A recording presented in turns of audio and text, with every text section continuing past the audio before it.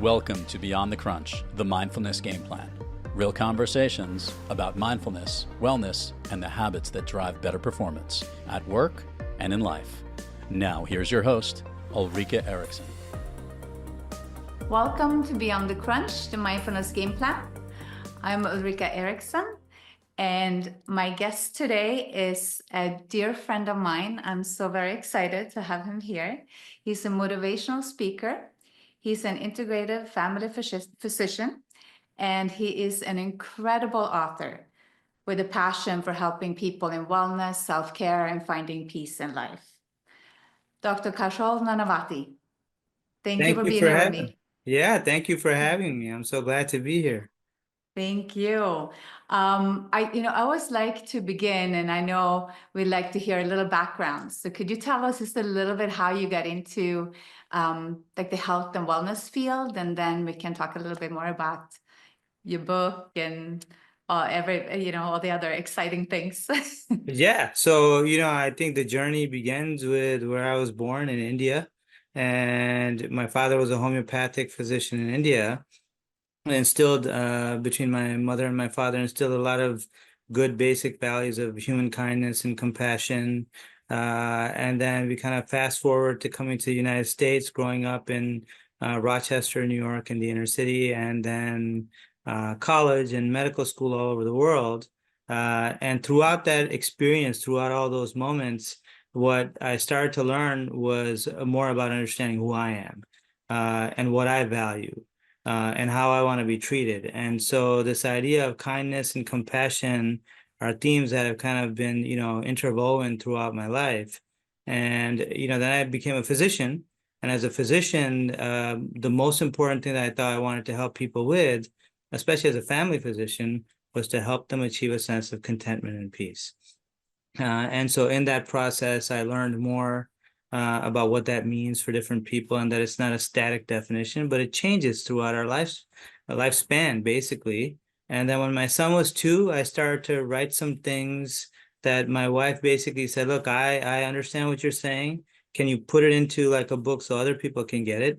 And so she kind of has been my guide along this journey as well, and my son as my motivation to really talk to people about what it means to be healthy, right? What it means to have wellness and well-being. What does contentment and peace mean for you now? And what might it mean later? And what's really going to be the fuel? And I think that comes down to unconditional love more than anything else. If you want the punchline up front, that's what it is, folks. Right. Yeah, it's so true. And I know we talk a lot about this, you and I, when we meet. It's so important. I want to talk and focus a lot on your book because I love the core 4 of wellness. I so happen to have it right here. And I highly recommend everyone to add it to their summer reading list. It's such a fantastic book, and it's an easy read. Like, you explain things, it's very simply, which I love because it's easy to adapt to our lifestyle. So can you tell us a little bit more about the core 4, and just we'll talk about the book? Yeah, absolutely. So, it was something, again, this was the work that ultimately my wife inspired, and you showed the cover and she actually designed it. So I have to give props to her for that as well. There you go. Yes. And this was really a culmination of everything. So I minored in literature and philosophy in college. And so I, studied the Bible and the Quran and the Old Testament and the Hindu Gita, a lot on Buddhism. And the themes were consistent throughout. And then, having been a physician practicing now nearly for, 30 years, 29 plus years, there's a commonality, right? There's the physical body, there's the mental, the emotional, the spiritual self, financial wellness, occupational, environmental, all this stuff that's coming out to the fore in the world of wellness and well-being starts with the fundamentals. And what I felt, having been a rural doc, having practiced in the inner city, having practiced in suburbia, and with academics and with, the average person in our community, I wanted to reach the masses with the message that seems to be consistent, not just from year to year and decade to decade, but from civilization to civilization. The fundamentals haven't changed, right? And so while a lot of intellectuals who are brilliant speak in a language that's hard for the average person to access, right? My feeling was I don't want to necessarily just reach the 1% who already have awareness and are accessing resources that others can't access. I want to reach the 99 with things that they can do for themselves, giving the power back to the people versus me being the bastion of it where, if you don't come to me, you won't know. And that's not true. I want the fundamentals to be easily accessible. Yeah, no, it's so brilliant and it's so great. I mean, I truly love this book, and you make it very simple to understand, which I truly I love. And I love something you wrote in the book, and it's an ounce of prevention is worth a pound of cure, right? Which is it's really so powerful. Just thinking about our lifestyle and how we can prevent, I think, a lot of disease. And maybe you want to talk a little bit more about that. Yeah, no, I agree completely. And you think about everyone talks about prevention, right? And what I always tell people, even in that quote, the word prevention is there, right? The thing is, prevention, the word in front of it is always disease or problem. So it's still problem-oriented thinking. It's fear-averse thinking, right?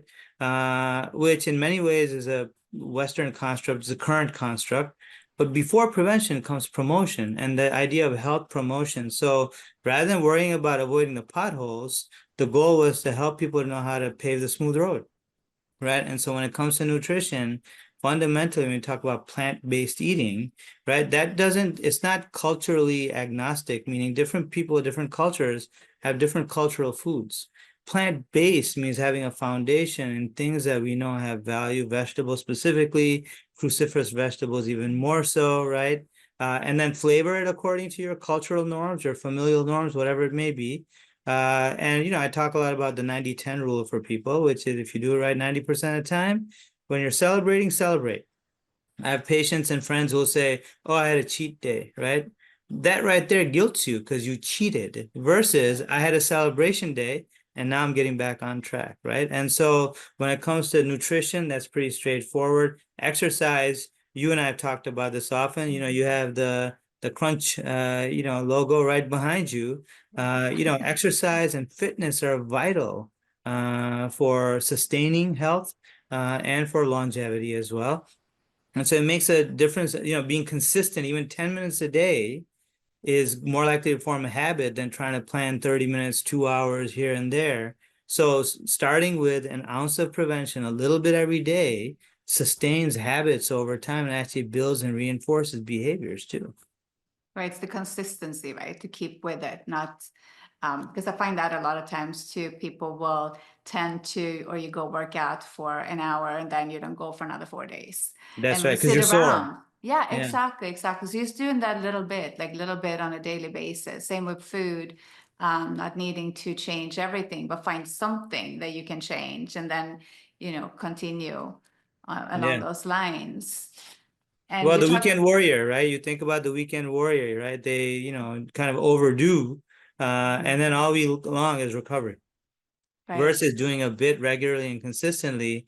And that idea of paying yourself before you pay the tax man, right? So, the idea of waking up and doing something every morning that helps you, even a little bit, like going up and down the stairs if you have them a few times, doing, when I make my chai in the morning against the kitchen counter, I can do some push-ups, right? Or I can do some chair squats while I'm waiting for my chai to brew and the flavor to, kind of soak in and percolate. So you can create win-win situations. It doesn't take a lot, just consistency. Yeah, no, I'm so with you on that. And I think just like you're saying, little things, it could be as simple too as just parking the car a little further away when you're going somewhere. We'll take those extra few steps, walk up the stairs instead of taking an elevator, depending on the amount of floors you're going, maybe. But That's right. there's a lot of little things that we can do. Yeah. And also you have the core four, right? It's nutrition, exercise, stress management, and spirituality, right? Yeah. Yeah. And so with stress management, when we think about it, for a lot of people, things get overwhelming very quickly. You can think about, current world affairs, etc. But even in our own personal lives, in our own homes, in our own relationships. And again, with stress, the simple, straightforward thing to do is to focus on what you can do something about.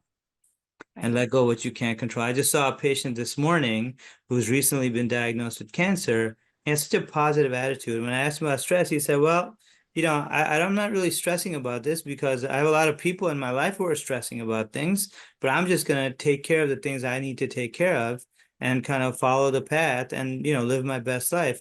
And it's a great way to thrive, right? Versus just feel like you're surviving every day. Because people who feel that often feel a lot of empathy. And empathy is kind of the weight of the world on your shoulders, right? And compassion is walking alongside as others resolve their issues. And so you can be rooted in your own health, right? And since the book, I have some new, thoughts and sayings, but one of them is a tree without roots provides no shade. And if we're not rooted in our own health, we're not going to be able to support others either, right? And that comes to that spiritual wellness piece again, and this idea of contentment and peace, right? If you go further east, Santosha and Shanti are the Sanskrit kind of words for contentment and peace. Santosha is masculine, Shanti is feminine. You go a little further east, you got yang and yin, right? And so, this duality has been described in different ways over time. How do we identify that for ourselves? Today, I was thinking there's a lot going on, and for most of us, we can create our own environment and create contentment and peace there. And if each of us focuses on that, that collective, shines brighter than each individual alone. Yeah, I couldn't agree more with you. And it all starts with us, right? And I find a lot of women, friends, myself included, I think often as mothers having kids, we always put everyone else ahead of us. And you get to kind of like a burnout, or you lose yourself along the road sometimes.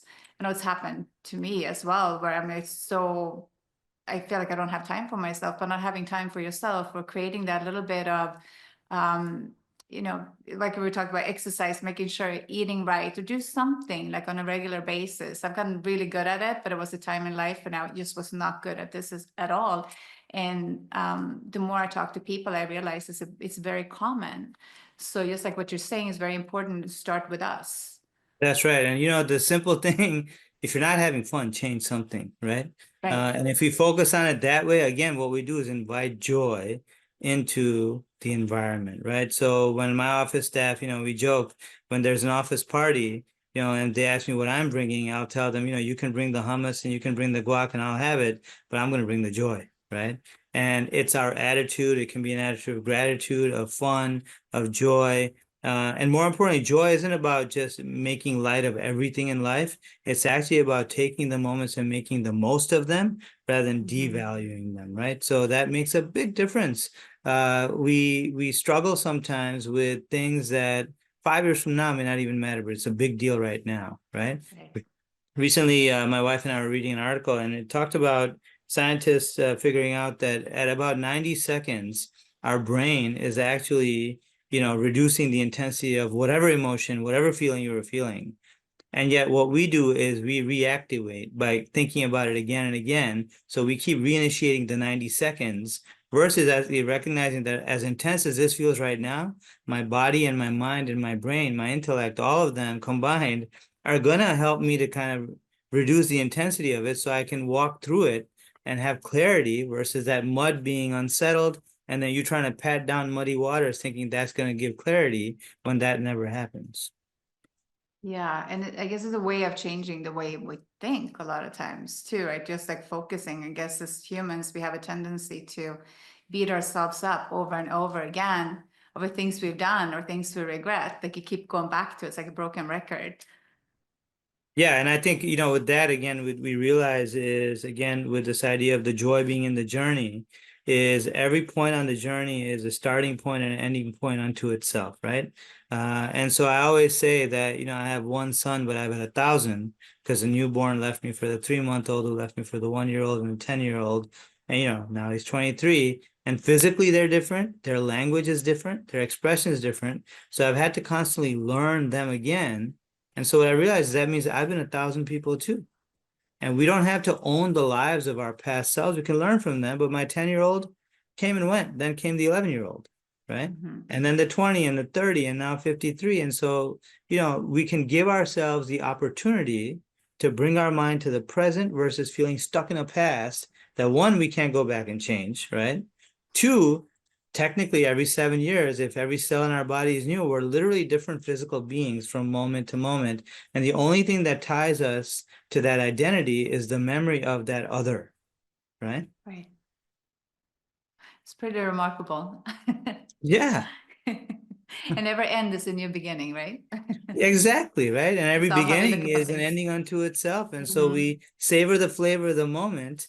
Besides, whoever said time had to be measured in seconds, minutes, hours, days, weeks, months, years? It's a human construct, right? So the Yes. universe kind of says you have infinity, right? How are you valuing it? Right. Yeah, no, it's so I could talk about this forever, as you know. But you know, I want to go and talk to you a little bit about too, because you made a guide for a healthier you, right? Yeah. Can you Yeah. tell us a little bit about that? The Yeah, I'm good, best, excited. better? I'm really excited about this. So much so that I cut you off. Sorry about No, don't that. worry. I think about so this idea kind of came from just listening to some of the people who have achieved excellence, right, in their careers and their lives. And I give credit to, Kobe Bryant, Michael Jordan often because they're quoted as saying, the goal was always just to keep focusing on being better, right? And I often used to say that, being your best versus being the best are two different things. Being the best means you're better than the rest. Being your best means you're putting your best out there, right? And so, having thought that, I realized that when you talk about being better, best is a defined endpoint. Better is infinite. And so instead of good to better and better to best, I kind of flipped the script to say good to best, best to better. And so that journey becomes infinite, along which we have many bests, right? Right. So I put a guide together fundamentally to help people kind of just recognize that, first of all, anytime you do any activity, anytime you take any moment to just sit, the first thing you want to think of is a happy thought, right? Why? Because it makes us feel good, right? So when you sit in meditation, when you're going to start a meeting, if you just help people to just pause for a second, right? Right now, we can do this, right? And you just, for yourself, think of a happy moment, right? And what it does is actually relaxes us. And just the thought of thinking of a happy moment, cortisol goes down, serotonin goes up. We actually biochemically are inviting that happiness at the cellular level in the moment, which is amazing, right? The power of a thought. And then from there to kind of do this, assessment, self-assessment of, what are my goals? What do I want to achieve? What does the world need? What can, bring value and I be valued for in that process, right? This principle of ikigai, that's a Japanese principle. And then from there to really think about what are my strengths? What are my weaknesses, right? What are some opportunities? And then what are some, threats to my success? And as people really double down and dig in and get very specific, as we've talked about before, the devil's in the details, right? But once you know and you have a path, sort of like, a golfer taking a long putt, they find their path and they come back to the first point and make that connection. What's the first step I need to take, right? You be very granular and you can take it. And you can make SMART goals, specific, measurable, achievable, relevant to who you are and what you want, and time-based, so that you're not kind of just dreaming about it and never doing it. You actually get started with a timeline, right? And then you plan it, start it, every so often have checkpoints along the way, and then follow through on it. So this approach, this framework is for leadership, it's for somebody who wants to develop a career path, somebody who wants to just, get a better exercise plan, or, create a better menu, right, for themselves. And I think this is where even in modern technology, just within the last year, where things like AI have advanced, gives us opportunity to actually take the content of information that's out there. And as AI improves over the next few years, we'll actually have more reliable information versus, still some doubts about the information, so that we can get better accuracy, not only in information, but putting things together that bring value to our day-to-day life. Yeah, no, this is so great. And I'm so happy you shared this with me. I got to read through this because it's so well put together and it's such a great guide to go by. And I think there's one principle in there, which is a fun one, hara hachibu, which is this idea of 80%, right? And so, at 80%, if you think about when you're eating, if you're 80% full, and then you say, you know what, I'm good, versus our mindset of, wait a minute, it's a buffet. Like I should definitely go for seconds, otherwise I'm not getting my money's worth, right? So your money's worth for your mind and your wallet versus for your belly and your health are sometimes two different things, right? Right. And then you think finances, if you can budget your life at 80%, you have a buffer, right? If you think about your calendar and your schedule, and you can schedule at 80%, but leave the 20% in case something comes up. Most of us book meetings, but don't book the time in between meetings, right? And so we just give it up and we give it up. And so this principle isn't just about food, it's about mindset. It's about how deeply we feel things, how deeply we commit to things, and that can make a big difference too. Yeah, no, it is so great. It's really so great. So what's next really for you and everything? I know you always have a lot of things on your Yeah, I plate. mean, at the end of the day, as you know, we're here in Central New York, and I work at Upstate Medical University, and so our goal is to have the next generation of, health providers and healers and physicians, nurses, physical therapists, PAs, understand these concepts in self-care, because burnout is real. It's very high in healthcare. And a lot of it is about, oftentimes assumed commitment, but also, are you really doing the work that's aligned with what you value? Or are you doing it because that's what people expect of you, but that's not really where you get your joy, right? So people having the confidence to not only express themselves, but also to find the domains where they can get greatest value, understanding that when you budget your life appropriately, it's not that you need, 7, 8, 10-figure incomes. It's really what you do to value your time, your meaningful relationships, and what are we doing to proactively create joy in our lives in a world that offers a lot of intensity and at the same time opportunity, right? So, my continued growth really in work over the next, few years and moving forward is to continue to spread this message of understanding that if you focus on your contentment and peace, and I tell people 5-year plans, right? Because startups often take 18 months to break even. Then you put in so much energy. Now you get to 4th year and suddenly you're like, do I want to do the same for the next 5, or can I flex? And for most people's careers, if you have a 40 or 50-year career, that's only 8 to 10 plans. So, somebody says that's a lot. Well, at the same time, if you could only pick 8 or 10 things off a shelf or off a clothes rack at a store, suddenly you'd be like, oh my God, that's all I have, right? And so it's opportunity. And I think I'd like to reach more people, in different communities to help them understand that we complicate things. But if you keep it simple enough, and if you focus on creating joy for self, for your intimate relations, and then for the community you live in, all the great books teach it really well in, cultural context. They're all saying the same thing, right? That this idea of humanity, Bishop Desmond Tutu talks about Ubuntu, right? I am because you are. And this idea of our sense of humanity being connected to the people in our lives, the people in our community, and how can we support them best and just leave it better, right? We don't get everything we want. We don't get a chance to do everything we want. If we can leave it better, there should be joy in that, right? And if people can do that, I think it's a wonderful opportunity, wonderful experience for people as well. Oh, it's so great. Yeah. Love and gratitude, 2 things like to live by.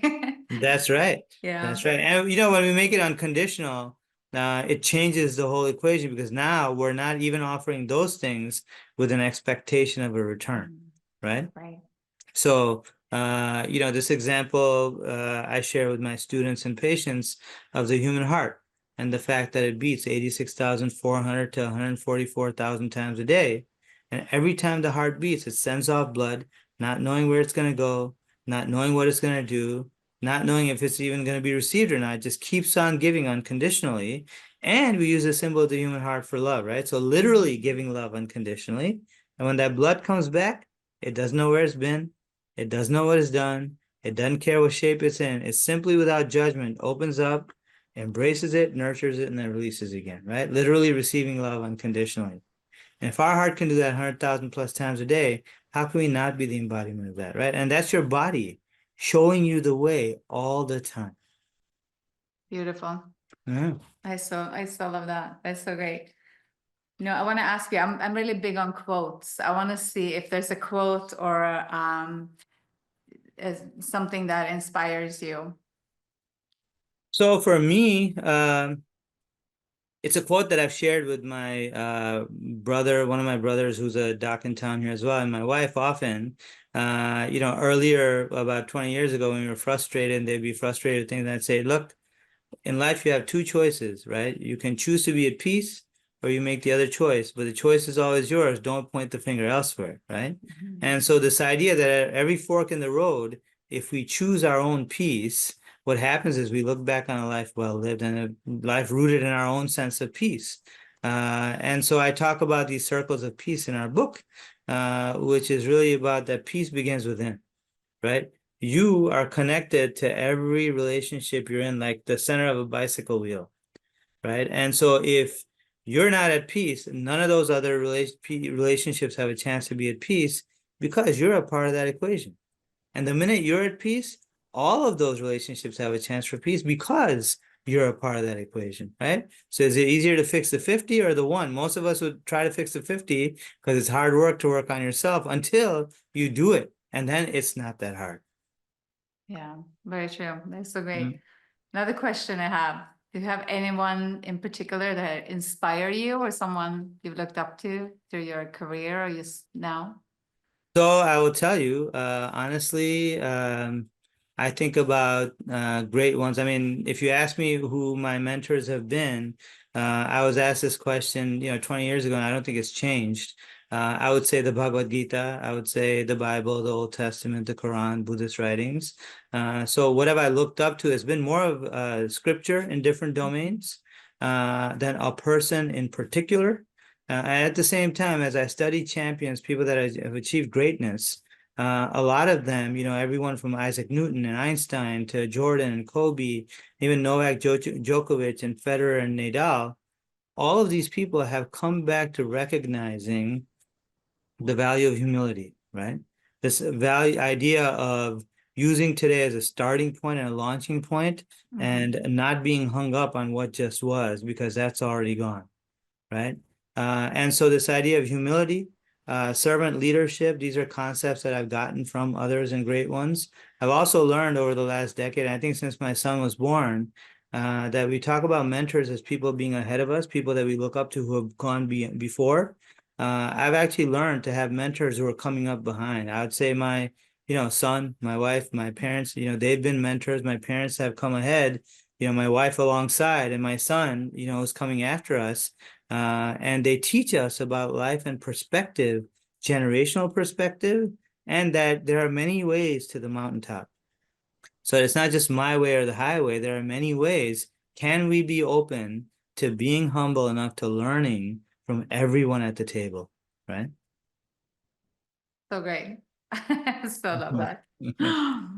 Well, I want to see if you want to share. Actually, I would love for you to share how our listeners can find you, connect Yeah. with you, and also if there's something else you want to talk about or promote that we haven't covered here now. Yeah, no, I think, so I'm on social media on Instagram and, Facebook and LinkedIn. So very accessible that way. I'm in Central New York and Upstate Medical University's website. If you, put my name in, you'll be able to, find me and my contact information as well. On Amazon, my, 3 books are there. So the Core 4 of Wellness is a series. The first one is the Core 4 of Nutrition, Exercise, Stress Management, and Spiritual Wellness. The second and third are actually 104 days where I woke up every morning asking the question, who am I? And so I wrote about that quality. One day I was a snowflake. One day I was a wolf. One day I was an evergreen, the deep blue sea. Whatever came to mind, I wrote about the value and the qualities of those things. And so those are, ebooks that are all available on Amazon. So people can find some of the content there as well. I speak around the country and different parts of the world as well. So that's always a fun time. I call it edutainment. I sing, I dance, got a little hip hop vibe. My street name, as we tease around here, is K Daddy. Yeah, as you know, I was gonna right? add that to your That's singing. I right. love that. You always have a little, you add the little fun and the little spunk in your speaking Even my engagements. vibe changes a little bit, Yeah. right? So, it's about being human, it's about being real. But the goal is to get the message to as many corners of the world as possible. And if we can help better somebody's life and we can leave it better for them, that's the goal. So, partnering with people is always fun. Having conversations is always fun. You and I continue to do more things together in our communities, which is a lot of fun. Obviously, with the Crunch, we do have to give a shout out to them because from Absolutely. ownership to players to staff, everyone that we worked with that I've gotten to know, compassion is a central theme. Valuing the person beyond the player is a very important theme, and I think valuing the support, family members and staff matters a lot. So I commend all of you guys, and I'm happy to be a part of the extended family, actually. It's a group effort, right? It takes a Yes, village, as they that's say. right. We're all like little pieces of the Yeah, puzzle, the way I see yeah, it, yeah. piecing things together and finding what works for us. That's exactly right. Oh, I'm so grateful. I'm so thankful to have had you here with me today and to talk to us about all the great things you're doing in the community and all the positive energy and awareness you're spreading. Thank It's you so awesome. I, much. I appreciate I appreciate the privilege. So thank you so much. And I'll see you soon in Central New York. Absolutely. I'll see you soon. All right. Thank you. Thank you. And to all our listeners, thank you for being here with us.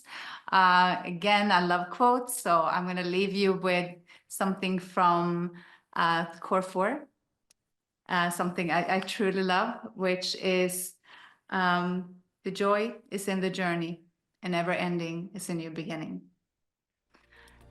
Until next time, peace, love, and light. Thanks for listening to Beyond the Crunch, the Mindfulness Game Plan. This podcast is made possible thanks to the support of Amerique Credit Union, Inova Marine Insurance, the Lobdell family, Marcon Companies, the New York State Office of Mental Health, Pinnacle Employee Services, Todd Roosh and Family, Upstate Medical University, and the Syracuse Crunch. Be sure to follow and subscribe on YouTube, Spotify, or wherever you get your podcasts. And keep your mindset in the game.